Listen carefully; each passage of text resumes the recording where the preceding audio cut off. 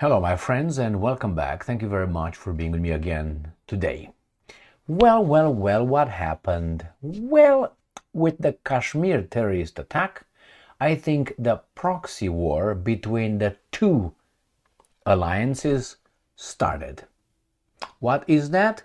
Well, one is Al Capone's plantation, and the other one is the alliance formed around the BRICS countries.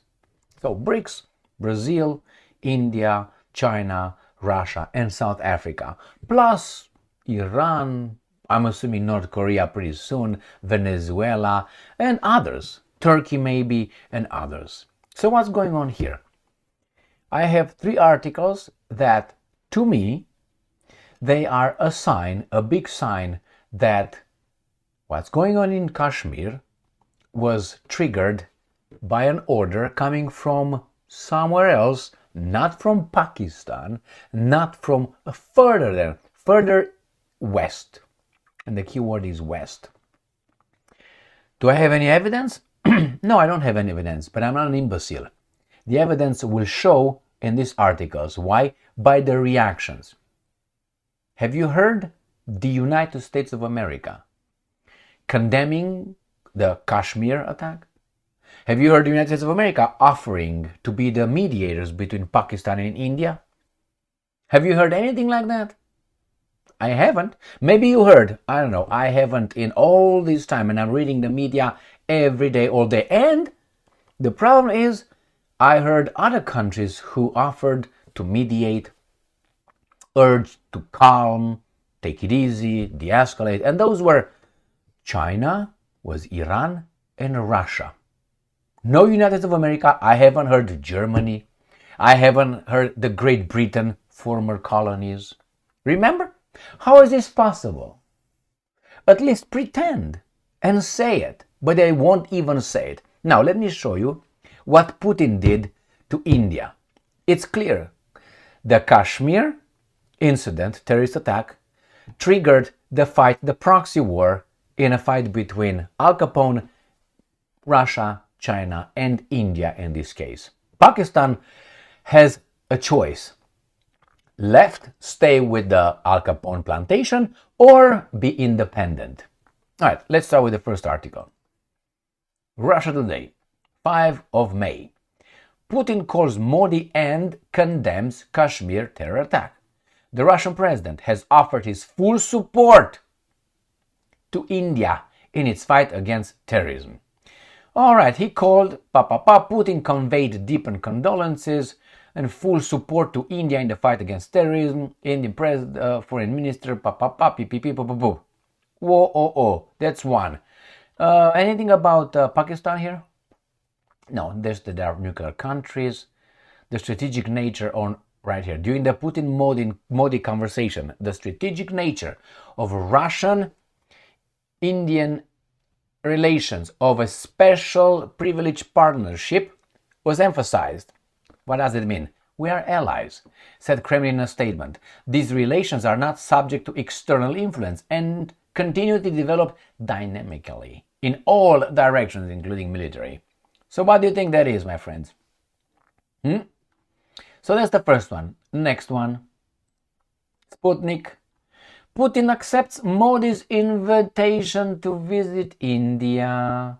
So all those guys, and there were many in the Western operative media's realm, they said Modi dropped Putin. He didn't come to the parades in Moscow for May 9th celebrations, commemoration, anniversary, however, what term you want to use. See, not even the defense minister went, but it's someone below that. Not good, India is with us. No, they have a problem over there. A war might be starting over there, and those guys have nuclear weapons. But hey, we have a war right now between United States of America and Russia in Ukraine. So what do you think could be a conventional war between Pakistan and India? But this is my personal feeling, and I'm allowed to have feelings, and if the conventional war between these two countries start, I hope it doesn't, I think it will escalate to nuclear attacks. That's my prediction. My prediction is that Pakistan, I would say, not India, Pakistan will use nuclear weapons. Don't blame me for this.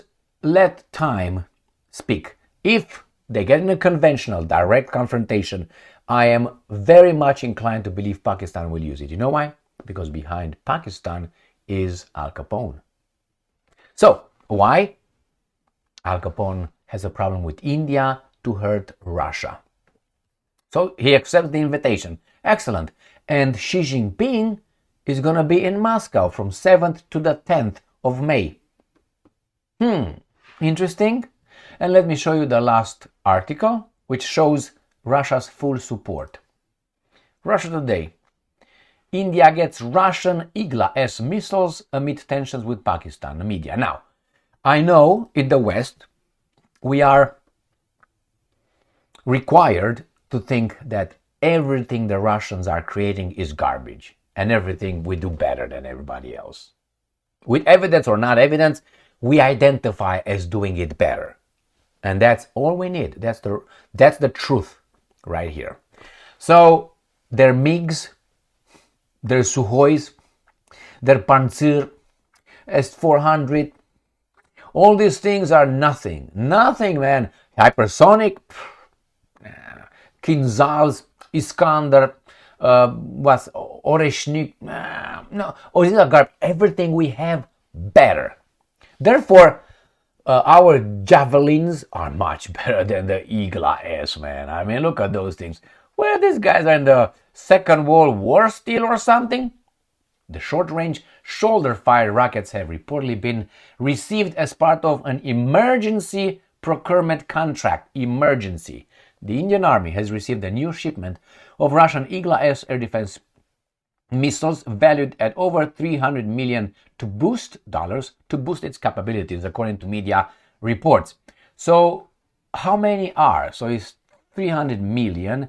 How much is this? Let me see if I find the cost of one of these, so I can tell you kind of how many units. All right, well, I looked for it, and Wikipedia, I don't find a price here, but I found somewhere else. You see, it has specifications here, dimensions, detonation, fire, and boo. I didn't even read the whole thing, but what I did, I went here and I found here, and they say that the unit, according to these guys, cost between $60,000 and $80,000. That's what I say. And they show it Igla-1 right here. This is the one that they supposedly got. So they got what? 300 million. You make the little calculation and find out how many units these guys received. Now, do you think that's enough? Well, definitely it's a deterrent. My point is not the prowess of the Indian military. My problem is with who is behind this, what is the big picture, and what direction these guys are going. And the direction is Modi, like Iran, like North Korea, like Venezuela. They need to change course. That means they have to be on our side, okay? Because our side is the good side, and our plantation is good. Must give you food, must give you shelter, must whips you whenever he feels like, and you produce. And he lets you sometimes do someone in the group, and that's it. Isn't that a great life? You say no? Oh, you want to be with the bad guys? Well, so what I think it is, it's a proxy war activated by Al Capone's side. I'm not going to go like that, pointed. Al Capone's side, in order to destabilize not only Russia, the whole China, Russia, India, I would say close to alliance. I mean, China and Russia are already in an alliance, that's for sure. And the other one, the Indians, they're going to be pushed into an indefinite alliance. The same with Iran. Now, this is dangerous, don't you think? Who is behind all this? Who wants this? Well, I tell you, it's not necessarily Trump or Bernstein or Schmidt-Muth or whatever. No, it is the interest, financial, economic interest. Industrial interest. These are the guys. And they own countries, own politicians, therefore they will use our military arm to get it. They don't care how many of us are perishing during their little wars. No. And we'll see. I hope Pakistan understands this, but money talks more than understanding. I'm pretty sure they know it. CIA has, how should I put it, not camps, I want to say, in bases in Pakistan. They launch drones from Pakistan into Afghanistan, supposedly two independent sovereign countries, by the third country to kill terrorists. But now, zip it. Thank you very much for being with me again today. Stay strong, stay smart, look for the truth, and be just.